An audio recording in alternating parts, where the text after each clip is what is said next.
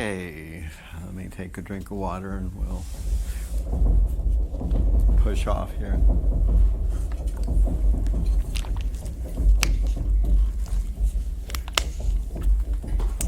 So, again, Gita from zero, and we are on session 22, which will cover the last 10 verses or 11 verses of this chapter, 36 through 46. And we will cover some of the following things. The reasons not to fight, reality perception, reality creation. And so this is part 5 of chapter 1. Again, verses 36 through 46.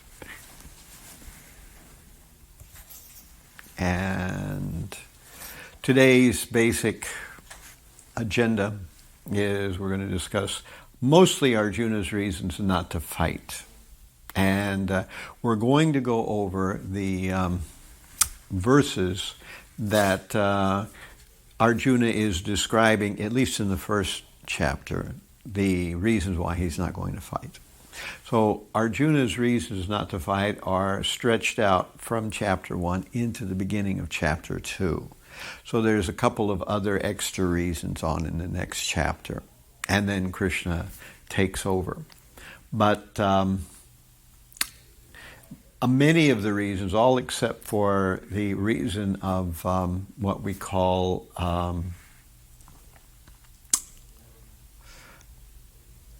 undecidability, or his inability to come to a conclusion of whether the fight is actually proper or not. That one is not touched on in today's section, but it'll be touched on when we begin chapter 2. All right, so there's a lot to go over here today. We'll talk a little bit about reality perception, reality creation, and maybe we'll get to issues in the Gita, but I'm not sure, because there's a lot of stuff going on today. Probably I packed more in than I should have. So here are Arjuna's 5 basic reasons for not fighting: compassion, enjoyment, destruction of family, fear of sinful reaction, and indecision. So indecidability, it's indecision, so it's the same thing. He couldn't decide. And that one starts in Bhagavad Gita chapter 2, text 6. But there's a little more on his fear of sinful reaction in 2, 4, and 5. So, and again, a little bit more about his compassion reason in 2, 4, and 5. So that we'll get into when we reach the next chapter, and we'll again review Arjuna's reasons not to fight.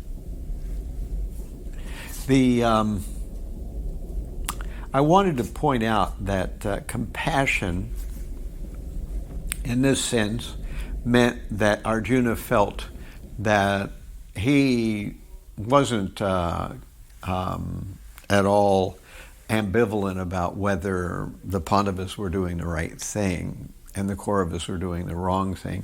But he felt the Kauravas, or the other side, should be excused. So that was his idea of compassion. We'll talk about that in a minute. Enjoyment actually has 3 different concepts. I didn't realize that until just today, that enjoyment means 3 different things. One of them is enjoyment with his family members. So if Arjuna won, then there wouldn't be so many family members to share his enjoyment for winning the battle. That was one kind of enjoyment. Another kind of enjoyment was that obviously at the end of a battle or a war, there are the spoils of war. And of course, since the fight is over the entire kingdom, then someone gets to enjoy the kingdom and the other doesn't get to enjoy the kingdom. So that's the other kind of enjoyment. Then there's a third kind of enjoyment that Arjuna would not at all enjoy the battle knowing that he was fighting against people he loved. So these are 3 aspects of the enjoyment concept. So destruction of family, that's one of the big things. That gets a lot of verses in this section, and fear of sinful reaction, that Arjuna is a knower of Vedic knowledge. He's supposed to be, because he's a Kshatriya. So both Kshatriyas and Brahmanas are supposed to have a lot of information about Vedic knowledge so they can make the correct calls when engaged in a situation where they have to use force. And finally, indecision, which we won't be talking about today because it doesn't happen in the first chapter. It happens in the second chapter. All right, so let's notice here that compassion starts with a C, and enjoyment starts with an E, destruction of family starts with a D, and fear of sinful reaction starts with an F, and indecision starts with an I. So they all start with different letters. And together they form the acronym SEDFI, which doesn't mean anything. But I use it as an acronym to kind of remember the 5 things that Arjuna objected to. So these were his calls or his reasons not to fight, his justifications. So CEDFI. And I'm going to use these to code as we go in to the verses. We're going to do more than just the verses that would have been for this chapter, because I wanted to encompass this entire concept of Arjuna's various reasons to withdraw and how he verbalized them. Well, here's our first section here. So you'll notice that this is all the way back to 120, actually 124, and it goes to 127. And of course, we've been over this. We read this before. Sanjaya said, O descendant of Bharat, having thus been addressed by Arjuna, Lord Krishna drew the fine chariots in the midst of the armies of both parties. So we read that already. In the presence of Bhishma, Drona, and all the other chieftains of the world, the Lord said, just behold, Partha, all the Kurus assembled here. All right, we read that already. Nothing to do with Arjuna's objections yet, because Arjuna hasn't spoken.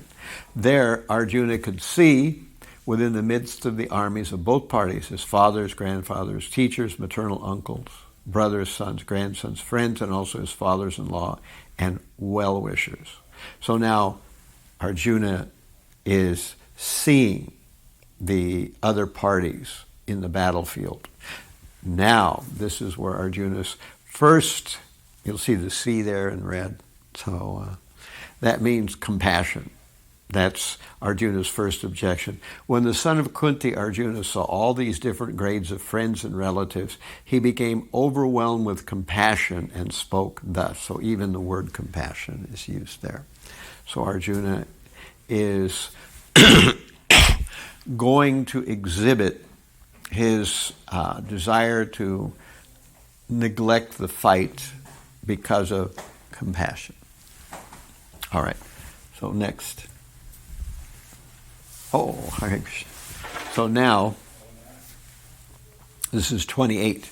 Arjuna said, my dear Krishna, seeing my friends and relatives present before me in such a fighting spirit, I feel the limbs of my body quivering and my mouth drying up. My whole body is trembling, my hair is standing on end, my bow Gandiva is slipping from my hand, and my skin is burning.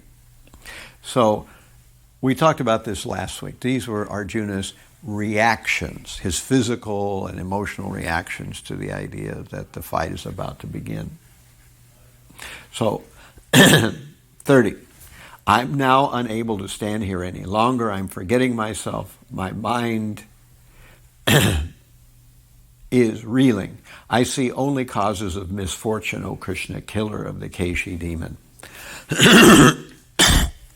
So he's feeling the whole battle is inauspicious. So in 31, now he is going to begin to put forward another reason for why he doesn't want to fight. The enjoyment, that's what the little red E is there at the bottom. I do not see how any good can come from killing my own kinsman in this battle, nor can I, dear Krishna, desire any subsequent victory, kingdom, or happiness. I do not see how any good can come from killing my kinsman in this battle, nor can I, my dear Krishna, desire any subsequent victory, kingdom, or happiness. So, E is enjoyment. So that was his second reason. He felt that in this case, he would not enjoy killing his kingdom, and he could not enjoy the kingdom. Two kinds of enjoyment there. So that's verse 31. Now, moving forward, now we have 32 to 35. O Govinda, of what avail to us are a kingdom, happiness, or even life itself, when all those for whom we may desire them are now arrayed in this battlefield? O Madhusudan, when teachers, fathers, sons, grandfathers, maternal uncles, fathers-in-law, grandsons, brothers-in-law, and other relatives are ready to give up their lives and properties and are standing before me, why should I wish to kill them, even though they might otherwise kill me? O maintainer of all living entities, I'm not prepared to fight with them, even in exchange for the three worlds, let alone this earth. What pleasure will we derive from killing the sons of Dhritarashtra? This is another example, mostly of enjoyment. So he's not talking so much from a compassion point of view, but compassion is in there a little bit. These 5 different reasons why Arjuna chose not to fight, they are not completely mutually exclusive. There's some gray area, some overlap between them. But here, primarily, Arjuna is describing how would he enjoy. So what avail to us, or kingdom, happiness, or life itself, even when all those for whom we desire them are now arrayed on this battlefield? O Madhusudan, when teachers, fathers, sons, and all these others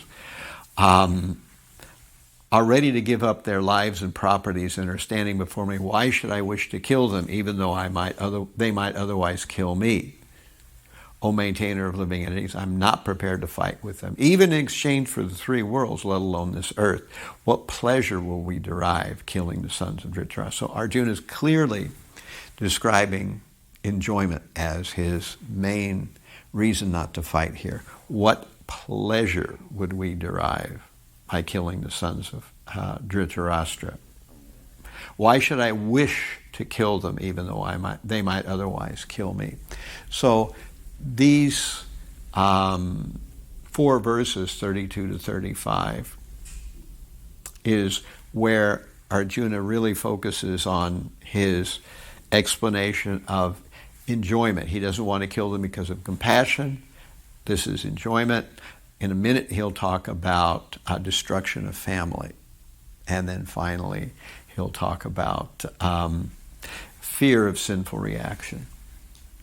So now we see that some of these verses straddle 2 or 3 reasons, or even 4 in some cases. So in 36, sin will overcome us if we slay such aggressors. Therefore, it is not proper for us to kill the sons of Dhritarashtra and our friends. What should we gain, O Krishna, husband of the goddess of fortune? And how would we be happy by killing our own kinsmen? So F is there. Sin will overcome us. So he's saying that this is partly his hesitation to fight is because he's afraid of sinful reaction.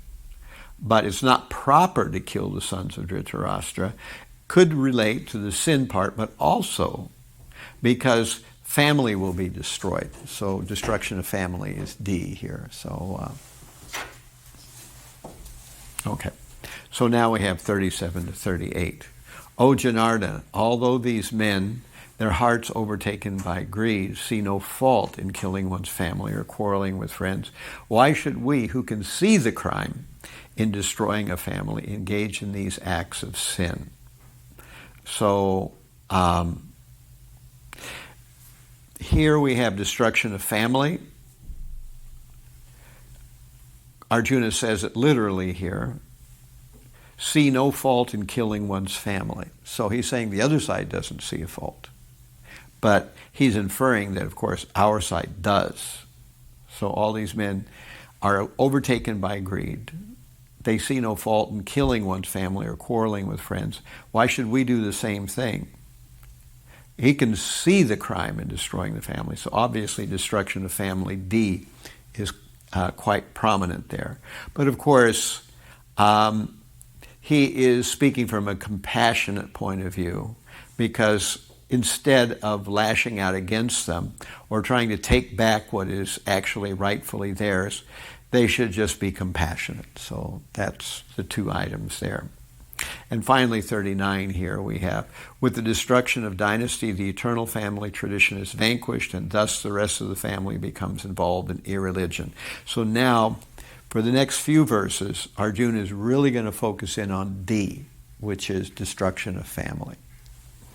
So just kind of keep in mind, although these letters suggest that maybe it's A, B, C, D, we're not really doing A, B, C, D. We're doing destruction, D, fear of sinful reaction, F.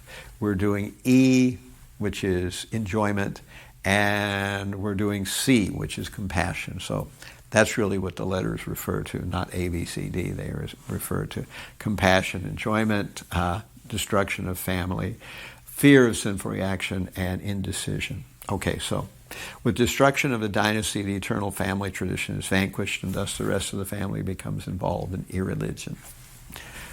Next verse here. Now we're in the 40s. We're getting right up to the end of this chapter, chapter 1. When irreligion is prominent in the family, O Krishna, the women of the family become polluted. And from the degradation of womanhood, O descendant of Vrishni, comes unwanted progeny. Again, destruction of family. So Arjuna is getting explicit now. He touched on destruction of family now, but now he's explaining exactly how that's going to work. Why will this battle destroy the family? Because men will be killed, and women will be taken advantage of, and we're going to see other ill effects will also pour forth as a result of this battle. An increase in unwanted population certainly causes hellish life, both for the family and for those who destroy the family tradition. The ancestors of such corrupt families fall down because the performance for offering them food and water are entirely stopped. So again, destruction of family. In this case, in 40, he talks about the degradation of womanhood. In 41, he talks about the break-off of people performing various pinda for the ancestors. So those ancestors will be forced out of the heavenly worlds because of their lack of being offered appropriate sacrifices at the right time.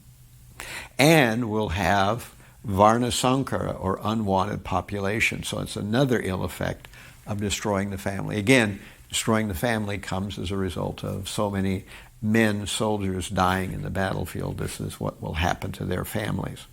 42.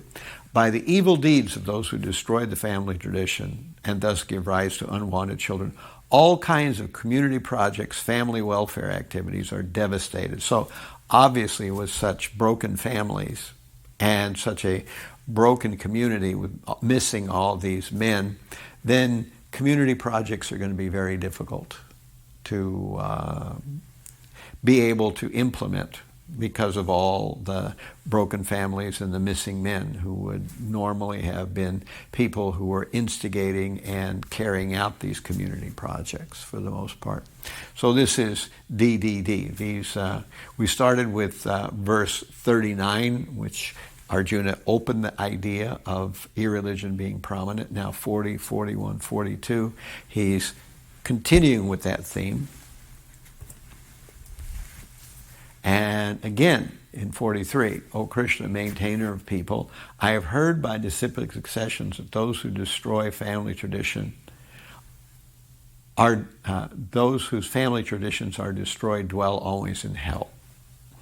So those people who are themselves the instruments or the perpetrators of destruction, they dwell in hell. But it's not that good for those people who didn't perpetrate it but also lost all their main family members, the heads of the household. So this is also D. 44.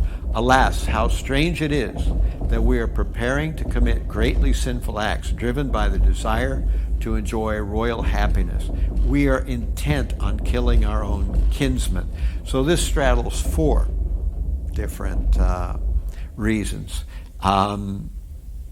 He's wanting to forgive the Kurus, so that's compassion. And desiring royal happiness, that's enjoyment. Killing our own kinsmen is D, or destruction of family. And sinful acts, F. So all four of those reasons are encompassed in 44.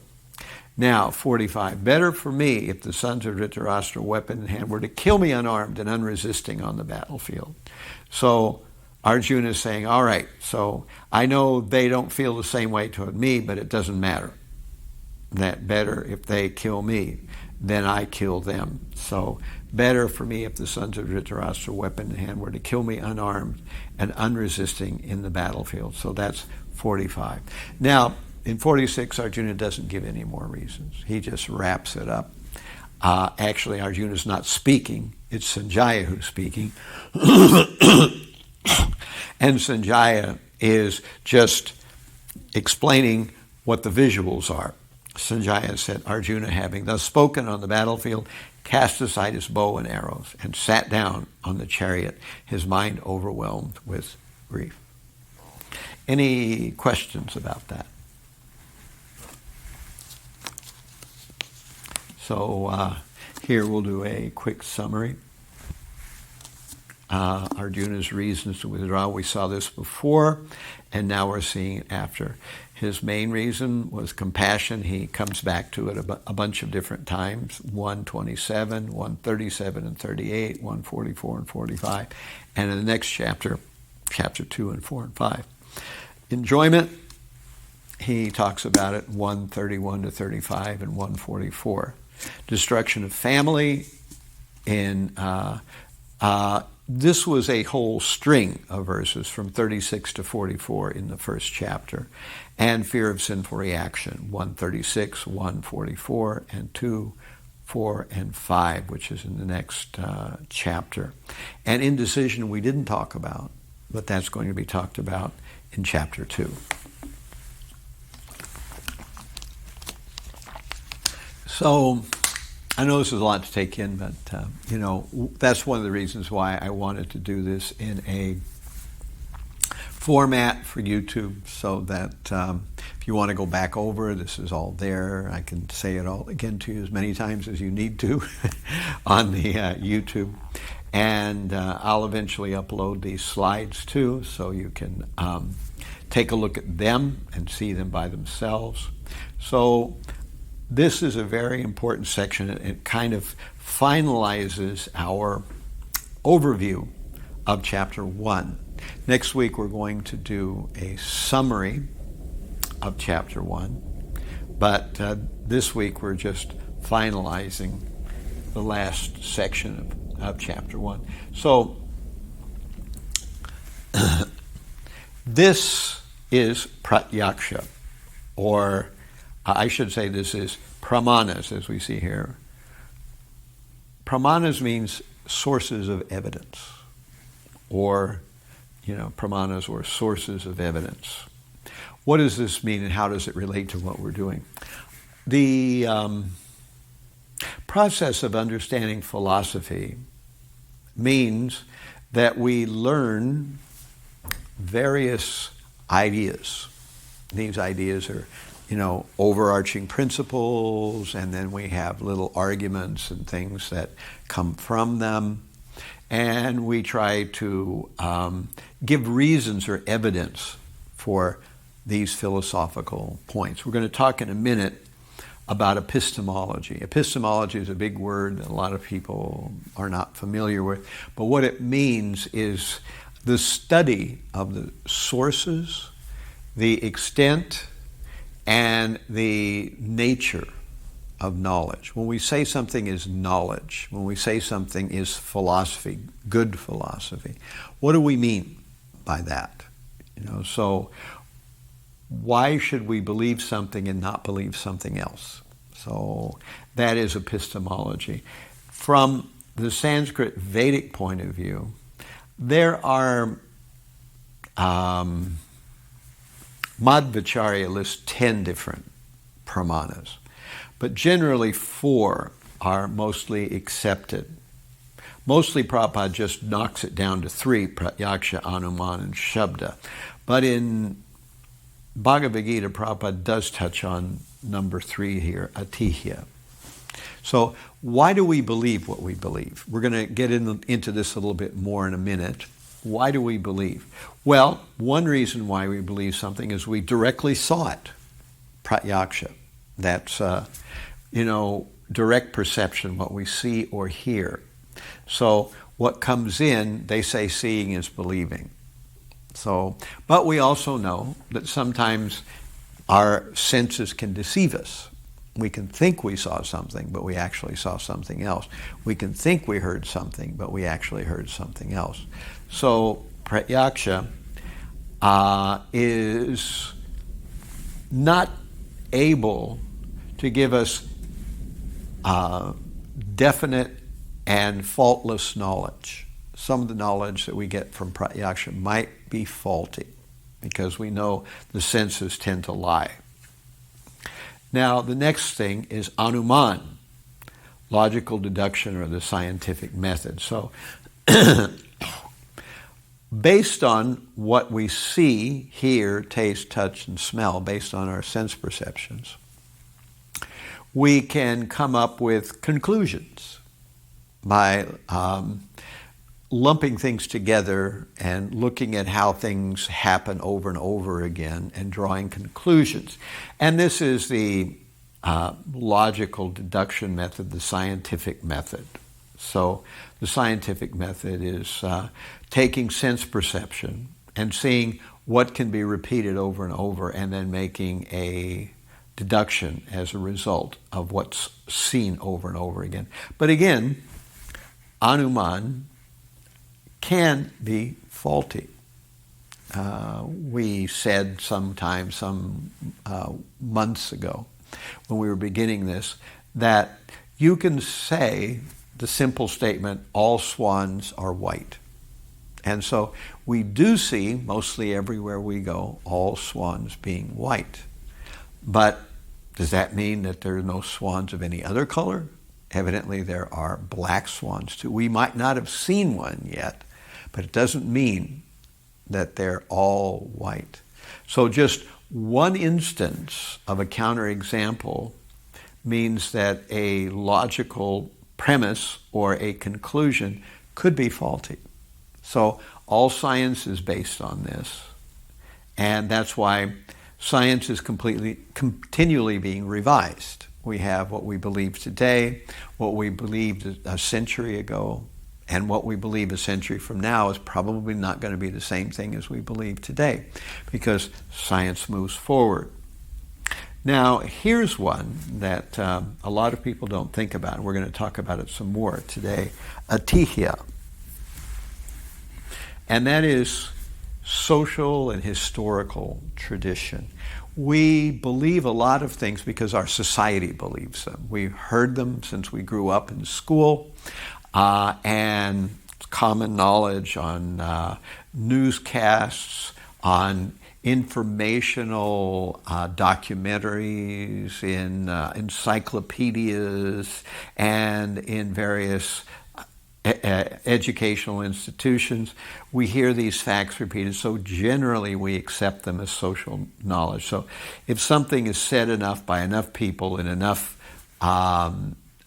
in highly placed and respected circles, we generally tend to accept it as knowledge. So this is the third. But finally, this is the one that we don't have a corresponding version of in the Western world, and that is called Shabda, or scripture. So according to Vedic pramanas, or according to Vedic sources of knowledge, the most important source of knowledge is Shabda, or hearing from the Vedic scriptures.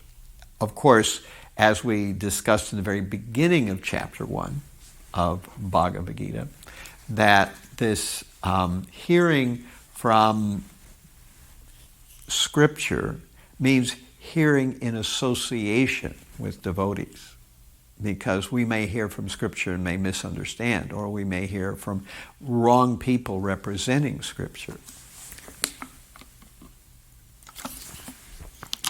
Now, the reason that scripture is placed so highly, and it trumps all these other possible evidences. If we get evidence from scripture, it may contradict what we see and hear. If we get evidence from scripture, it may contradict our logical concept. We get evidence from scripture, it may contradict what our society believes. So aren't we on very shaky territory then, if we're going to place so much faith in scripture? But here, by talking about scripture, what we're referring to is the scriptures give us a set of principles and fundamentals. We were talking about that before, and I'll talk about it again. But every kind of knowledge, every kind of philosophy is based on some kind of fundamentals. And those fundamentals cannot be proved. They have to just be accepted. Whether you're talking about science, whether you're talking about one religion or another, or whether you're talking about atheism or nihilism or skepticism, every philosophical outlook in the world has some fundamental, basic primitives or axioms that everything is based on. And those axioms can't be proved. What we do is we build on those axioms and present a whole system of philosophy. So what's different about the Vedas is they can give us a complete set, like a encyclopedia of basic axioms that we can build our understanding of. And we see that what's peculiar about the Vedic group of fundamental axioms is that they're solid. They don't contradict one another. And they explain, and they have power to predict and explain the world around us. So they're plausible, they're not self-contradictory, and on top of it, they are very comprehensive. They don't just deal with a couple of things, they deal with the whole breadth of human experience. So that's why Shabda has such a place. So even if these books were found in a toilet somewhere, even if the person that showed us the books was completely insane, if we read the books, we could see that here is knowledge in such a systematic way. Here is a set of axioms and a whole outlook of the world that explains everything. So no matter where it came from or what its source is, there's something very compelling about that fact. We could say, well, maybe they've been altered. But again, if they'd been altered, then there would be problems with the way it comes together as a coherent group of writings. If it had been altered, then we would not have that coherence, because something would be wrong. So this is why, so much emphasis is given on Shabda. All right. Any questions about that? So we wanted to give sort of an overview of what we mean by evidence from the Vedic point of view. What is evidence? So we have pratyaksha, direct perception, anuman, logical deduction, scientific method, atiya, social knowledge, historic tradition, shabda, scripture, Vedic authority. We see sometimes we get alignment of all these four. And sometimes the Vedas do say what we actually see, and sometimes we have to understand how to integrate what we see with what the Vedic scriptures tell us. If they appear to be at odds with one another, we need to know what's the connection there. And we know that social traditions and social customs, social knowledge, that tends to drift. It's not the same for every culture, and it's not the same at every time period. What we socially think now, what we historically believe, what academia teaches today is not what it taught before. So that drifts. And so in this way we can see that if we do have a solid shabda, not just any scripture, but a scripture that is self-consistent, exhaustive, and plausible, if we have that kind of scripture, then we can base that as our final authority. And everything that we hear and see can be measured against that and put in reference to that. All right. So now this part is, if you're watching on YouTube or you're here in person, I wanted to add these because when we're discussing Bhagavad Gita, we're dealing with philosophical concepts. And these same philosophical concepts are dealt with in Western philosophy. So we should kind of understand how they relate to one another. So if you get this or you don't get this, it's up to you. This is not in Bhagavad Gita or the purports of Bhagavad Gita, nor is it in our usual explanation of the Vedic knowledge. But if we understand this, then we can understand why people say what they say, why they think what they think when trying to explain the Vedic system to people outside the Vedic system. So what is epistemology? This is this word here. We spoke about it a minute ago. Epistemology. It's three things: the study of the source of knowledge, extent of knowledge, and nature of knowledge. When we talk about knowledge, where does it come from? How can we be sure that we really have it?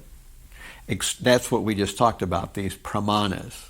Where does it come from? So those pramanas are basically sources of knowledge.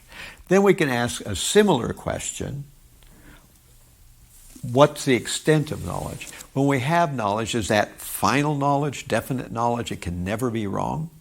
Or is it more or less there and could be a little bit wrong sometimes? Or, as skeptics would have us believe, there's no such thing as knowledge. All knowledge is based on ideas that could be wrong or are believed a different way by somebody else, somewhere else, at some other time. So, to what extent can we really trust knowledge? That's a part of epistemology. And finally, the nature of knowledge. When we say something is knowledge, what do we mean by that statement? So, if you try just to ask someone the question, define knowledge, generally a person will wind up using the word know in the process of defining knowledge, which is not defining it. It's a very notoriously tricky word to define. But in general, over the years, knowledge has come to be, down here in the bottom, justified true belief, JTB. That's kind of oversimplified. But what it means is that, first of all, to be knowledge, you have to believe it. That's a belief. What a belief is a little tricky too. Belief means that you hold in your mind some type of... Krishna. Hi, Hare Krishna. So, belief means you hold in your mind some kind of either, a model or a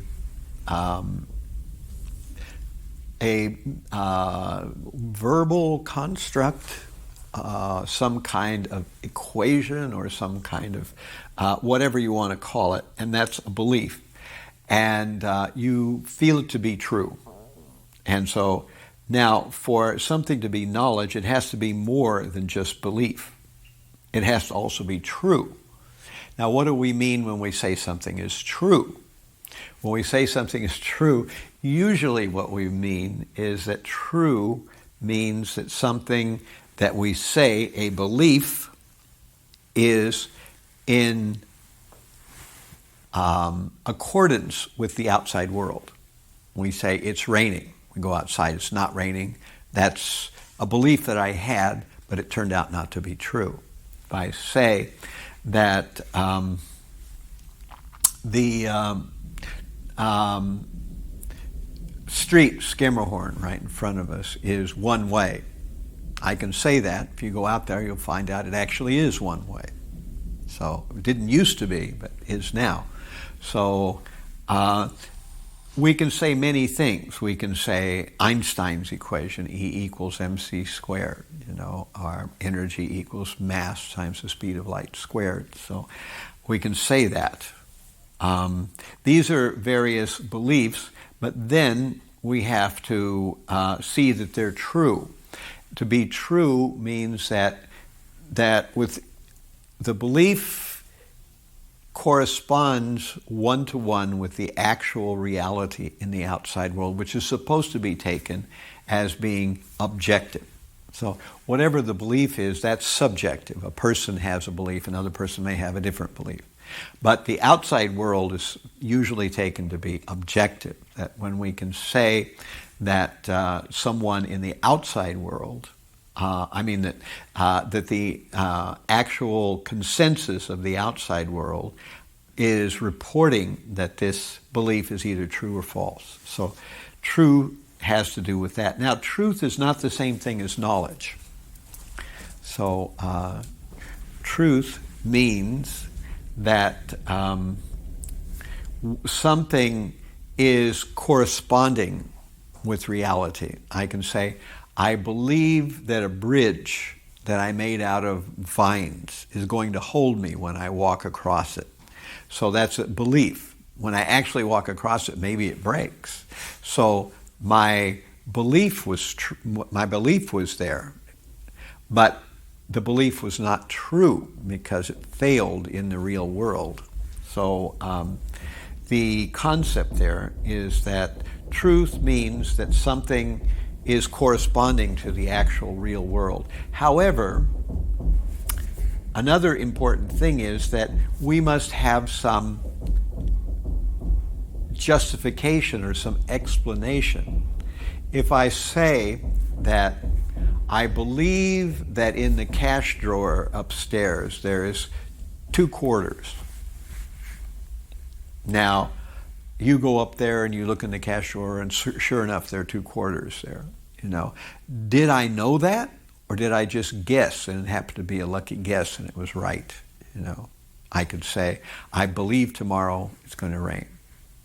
So we can wait till tomorrow. We can see, was it a lucky guess and it does rain, or it's a wrong guess and it doesn't rain?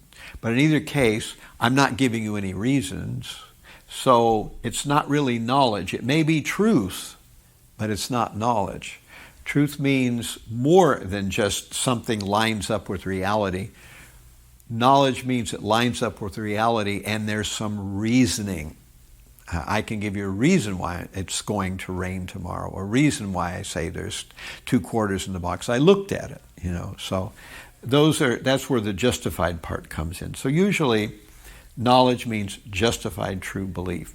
There are some Edmund Gettier, quibbling about this, but I don't want to get into that at this point. We can get into it at a later time. So we see that this is something that's important to understand, that knowledge is what Arjuna is getting from Krishna. That knowledge is philosophical knowledge, and it's the knowledge that Krishna is giving to Arjuna, and it deals with many things.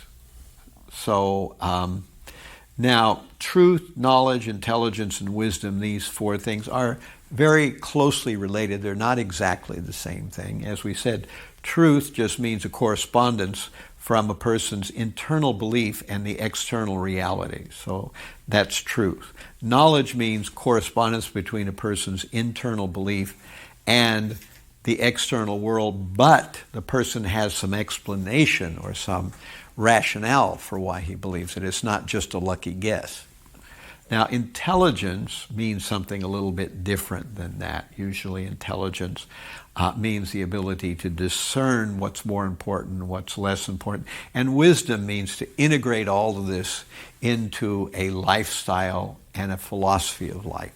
So it's a little bit of a deeper thing. But again, I'm not going to dwell on that because those are reasonably ill-defined terms in a great extent. So people might define them differently, but I just wanted to point that up. And finally, we mentioned the idea that when a person says something is knowledge, then we say that they have to justify that knowledge. So how does one justify it? Well, one has to give reasons. What kind of reasons are they? They may be, as we said before, reasons showing I saw it, I had a personal experience with it.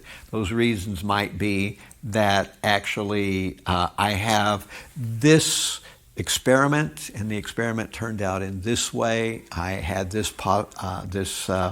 I added exactly this much to that, and I got something else. And so in this way, I'm giving a justification, or might be mathematical. I have this postulate, and then this axiom, and because these two axioms, I deduce that, and then you have a whole derivation, QED, at the very end of it. So that's a type of justification. And when we're justifying a belief or a source of knowledge, not source of knowledge, but knowledge itself, when we're justifying knowledge, then whatever we say is a rationale or a reasoning behind it. But someone could say, well, okay, you said this and that, but now give your rationale for believing the things you started with. Then you could say, after you explain that, then we'll give the rationale for those. It's kind of like children, where, a child's there with his father, and the child saying, Daddy, it's getting cold. And the father saying, yes, son, it's getting cold because the sun went down and now it's not so warm.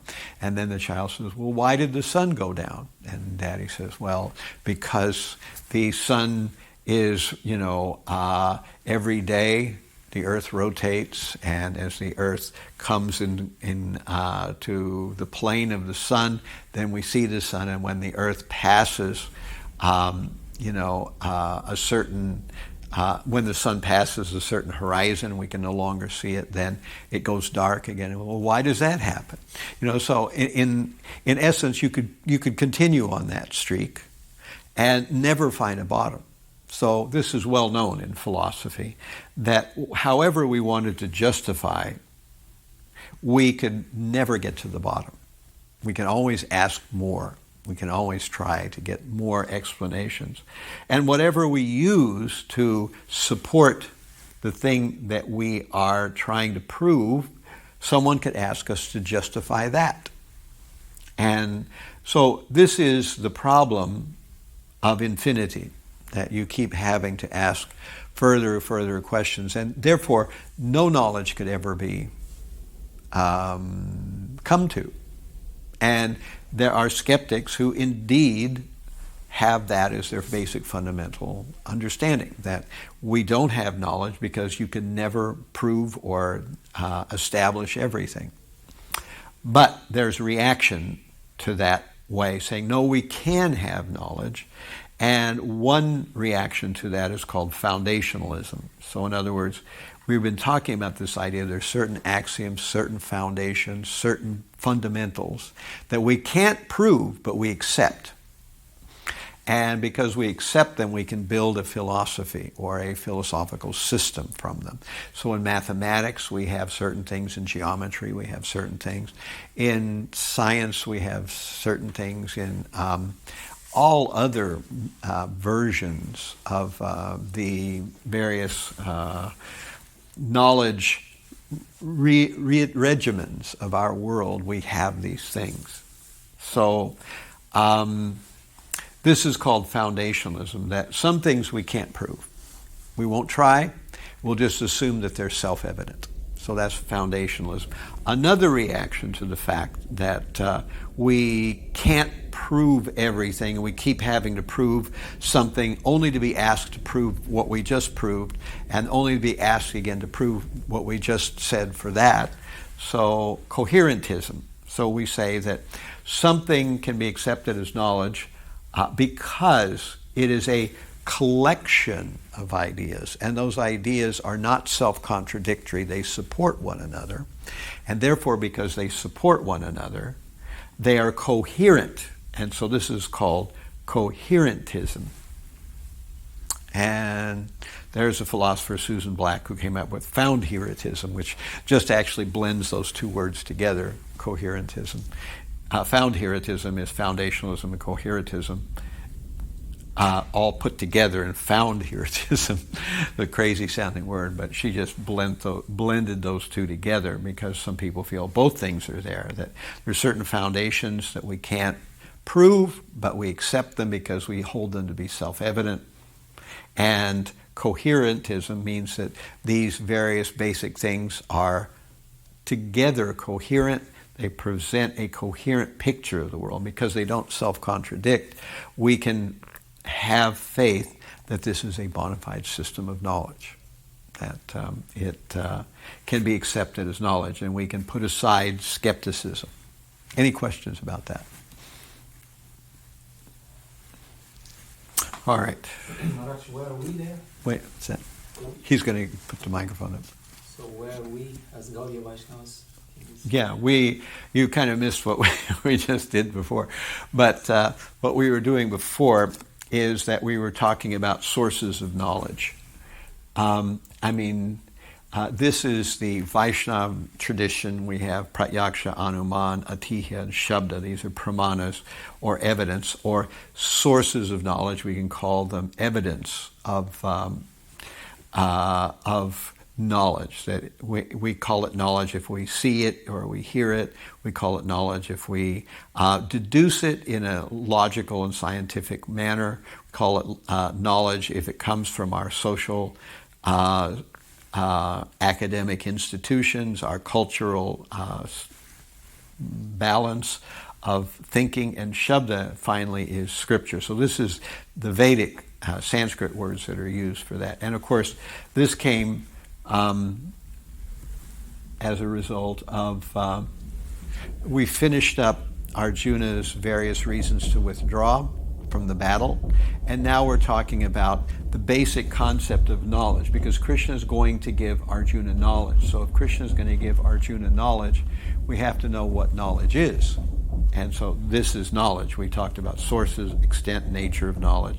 And now we've talked about these three reactions to the infinite regress of proving something. If I prove something as knowledge by giving some argument, some foundational statements, then one can ask, well, now you have to prove those statements, and then you have to prove those statements. And so if someone then says, well, therefore we can't have any knowledge because you can't infinitely prove things. And so one reaction to that is called foundationalism, and that reaction is that we have a foundational statements that can't be proved, but we accept them anyway. And the other reaction is coherentism, that we have a series or a collection of foundational statements, and they cohere with one another. They don't contradict one another. And then found-heretism is a blend of the other two.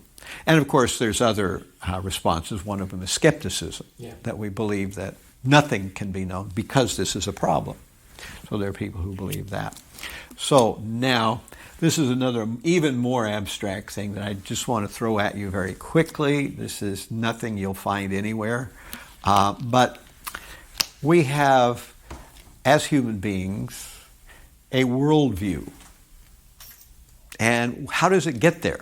How did we get a worldview?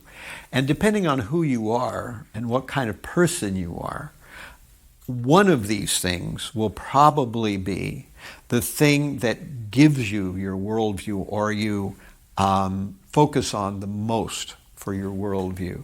Originally, human society was mostly in religion. There was no other thing. Worldview came from religion. Worldview was religion. There was no such thing as philosophy or science. They were all part of religion. But as time evolved, we had a break-off first of philosophy and then later of science. So some people, they don't care at all about religion. Their worldview has nothing to do with religion. It's just about science. Other people don't care about science or religion. They care about philosophy. They're mostly focused there. People do blend these, there's no doubt about it, so those things are blended. Now, even more from a larger perspective, we get our view, most people get it mostly from history, society, culture, and tradition. From our society, we get our worldview. It comes to us from the society. Of course, people who are functioning either in law enforcement or the military or legislative ranges of human experience, they think in government and law. So their reality, because it is reality. You know, if the courts say something, you've got to follow it. You know, it's not up to you. They do create a level of reality, and they are trying to understand what is objective reality themselves. So they go, you know, all government law started originally from religions. And now it branches over into philosophy, and people are starting to suppose that government can draw its conclusions from science as well, you know, but that's really flaky. But at any rate, to some extent, they're saying like that. Now, other things that people draw their reality from is the arts.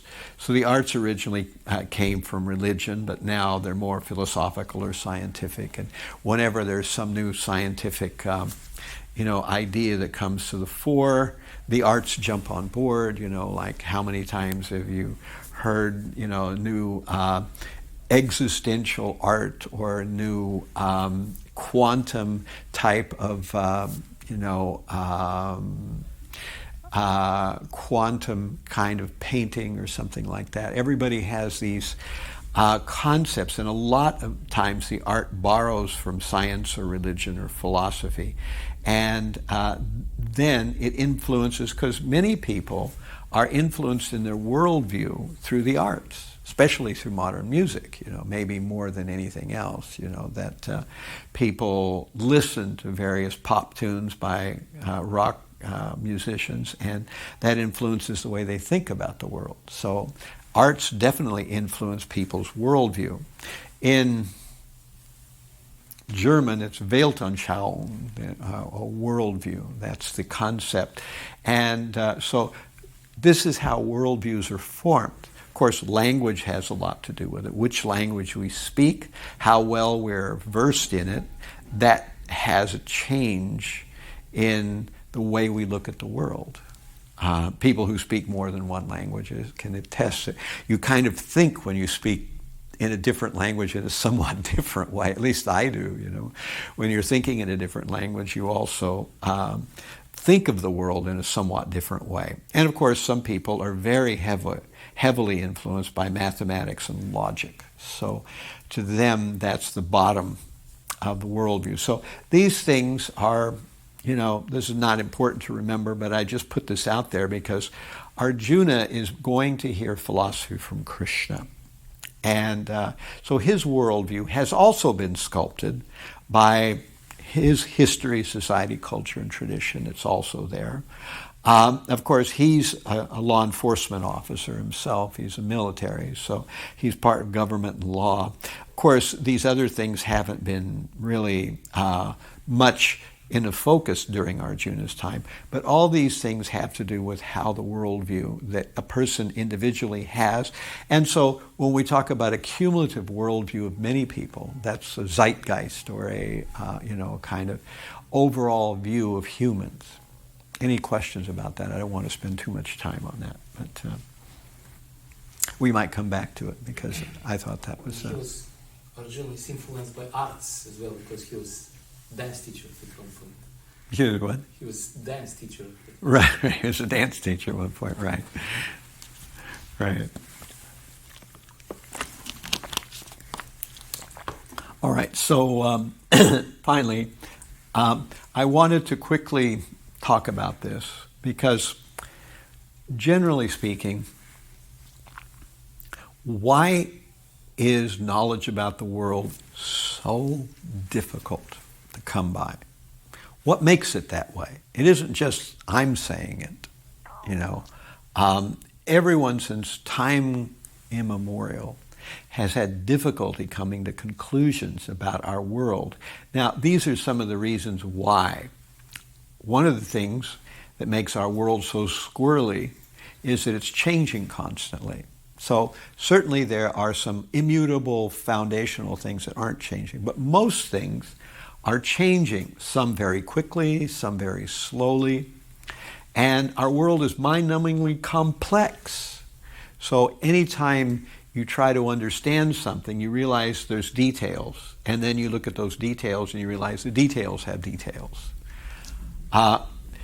Another problem with trying to understand the world is many important things are ambivalent or undecidable. That's what the whole problem of philosophy came up with, is that over the years, Western philosophy had somebody making a position, and then later on the next philosopher came in and said, well, that wasn't quite right. You know, I think it should be like that. And then the next philosopher came along and edited the philosopher before that. And there are many important questions that people have about philosophy that are undecidable. And the same thing with science. There are many questions even in science that are undecidable. So that leaves question marks hanging. And many events and phenomena are misleading. We know that as a fact. That oftentimes things look a certain way, but actually they're not the way they appear to be on the surface. And of course, another problem with trying to have a philosophy of the world is that we have to use words, and there's problems with language. When we try to communicate, it's easy to have people misunderstand, or to take one meaning of a thing when actually another meaning was intended, and not be able to grasp the way a person is presenting what they're trying to explain. And of course, 6, we can never see or know all of anything. We can only see or know a small portion. We know there's so much out there that we will never see, never come in contact. So how do we deal with that? And of course, we want to know, if we're going to know knowledge of the world, we want to know the origins of things. So we know the origins of some things. We know the origin of the United States and how it came into being. But, you know, we're told the origin of the universe was the Big Bang, but do we really know that? I mean, you can't get in a time machine and go back there. And to what extent is the Big Bang correct or not, you know? That's up for discussion and debate even now. So both the future and the past, number 8, are clouded in uncertainty. We don't know what will happen in the distant future. We don't know what happened in the distant past. We have to rely on other people's either testimony or their written documents of the past. And so you can see why knowledge of the world is so difficult to come by. It has these problems. There's more. Established patterns, truths, formula, adages, moral laws, equations, sometimes fail. So we see that something is true a lot of the time, but there are those edge cases where, for some reason, the thing that we're talking about just doesn't cut it in this particular case. Now, is that a fault or not a fault? Methods of connecting cause to an effect is oftentimes a doubtful process.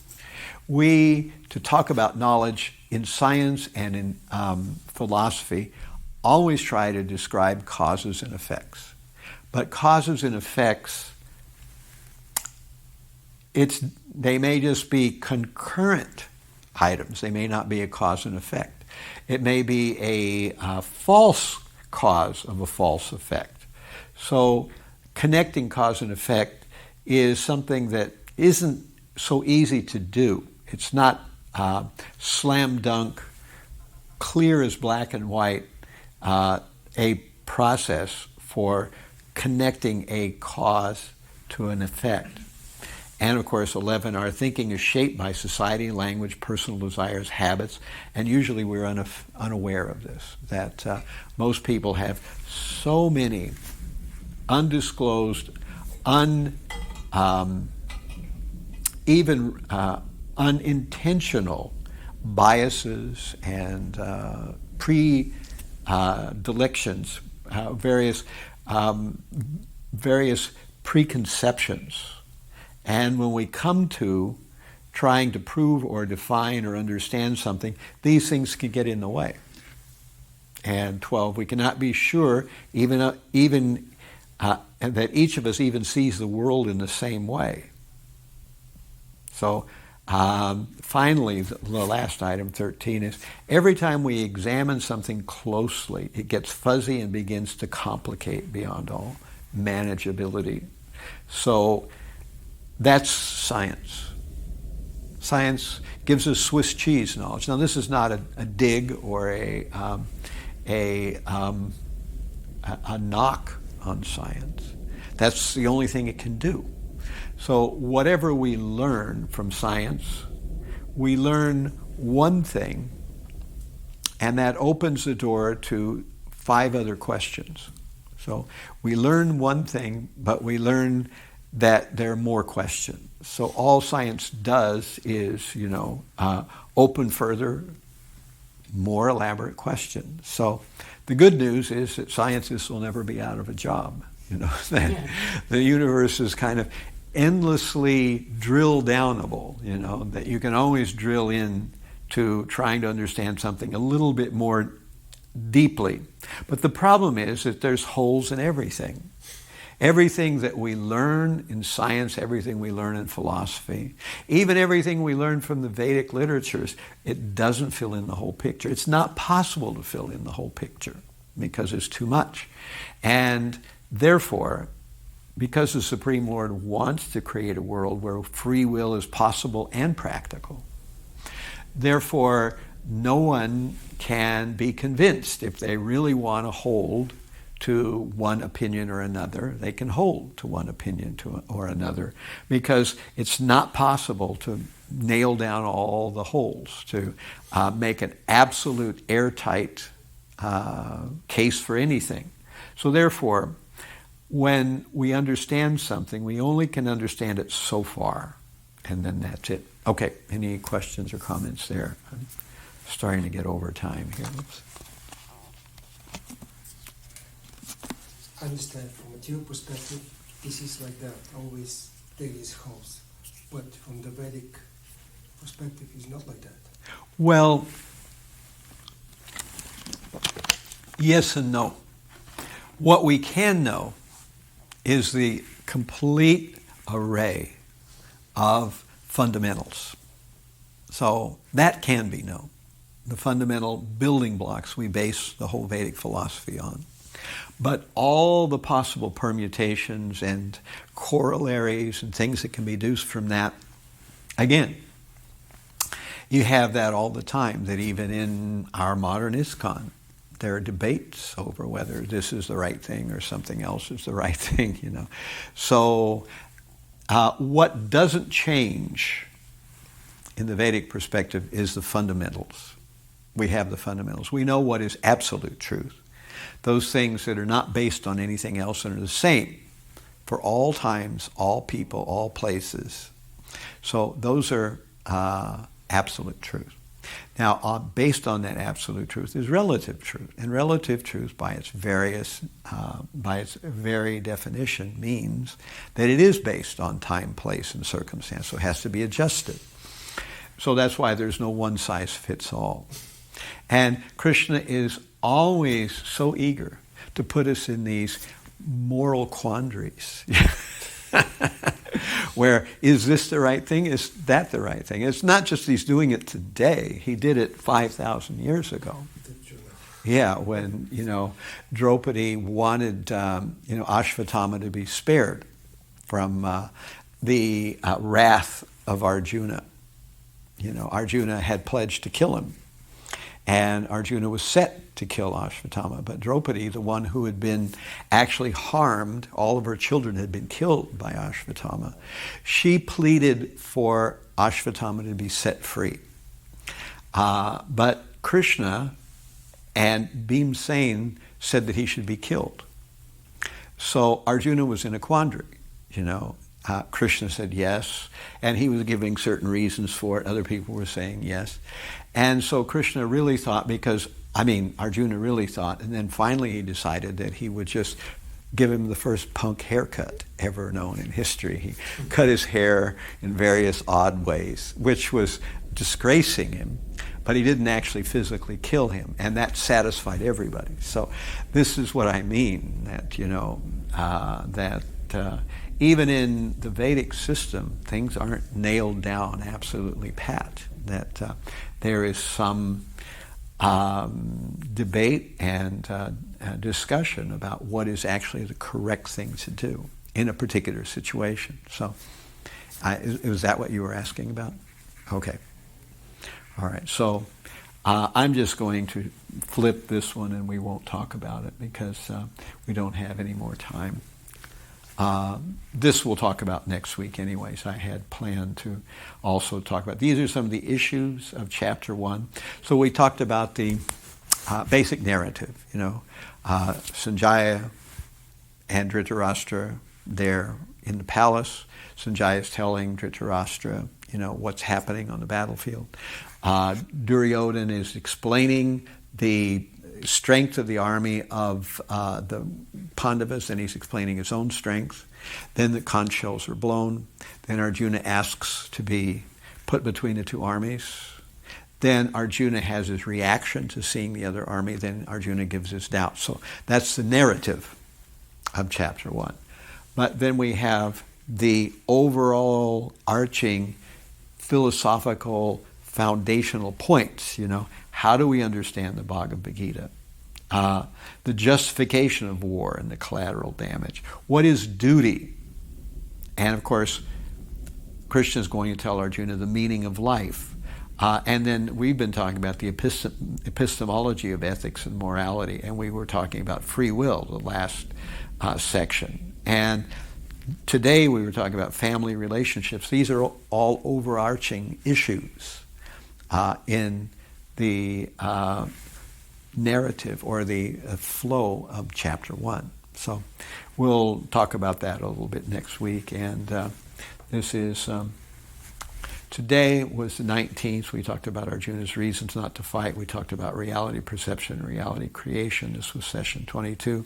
We covered 36 to 46. Actually, we covered more than that.